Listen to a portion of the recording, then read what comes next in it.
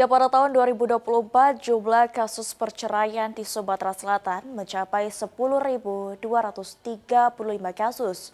Jumlah tersebut didominasi oleh kasus cerai gugat diajukan istri kepada suami yang dipengaruhi oleh faktor ekonomi. Pada tahun 2024, jumlah angka perceraian di Sumatera Selatan yang tercatat di Pengadilan Agama mencapai 10.235 kasus dengan faktor ekonomi menjadi penyebab perceraian tertinggi di Sumatera Selatan.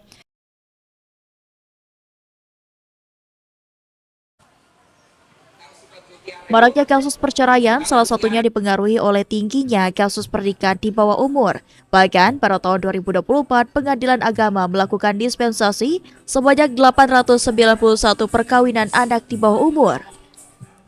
Sehingga Dirjen Badan Peradilan Agama Mahkamah Agung Republik Indonesia Muhlis mengatakan perlu adanya perlindungan agama terhadap hak-hak perempuan yang berhadapan dengan hukum akibat kasus perceraian.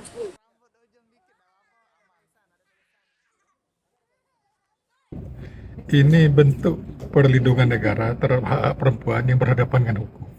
Karena kita ketahui bahwa salah satu akibat anak nakal di Indonesia itu salah satunya akibat orang tuanya bercerai. Nah, karena pasca perceraian sering terjadi ini, makanya MOU ini sangat berarti untuk kebaikan bangsa dan masa depan anak-anak kita yang orang tuanya berhadapan dengan hukum pasca perceraian itu. Sementara itu, Gubernur Sumatera Selatan Herman Deru mengatakan penandatanganan MOU dengan Pengadilan Agama sebagai upaya pemerintah memberikan perlindungan kepada perempuan dan anak terlantar akibat perceraian.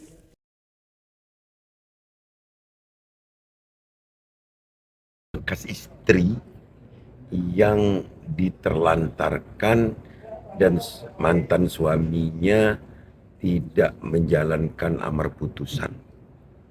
Berikut ada yang lebih penting lagi, yakni melindungi anak-anaknya dari korban perceraian itu. Selain itu, pemerintah Provinsi Sumatera Selatan akan melakukan promotif dan preventif untuk mengantisipasi terjadinya kasus pernikahan dini di Sumatera Selatan. Eki Saputra, PAL TV.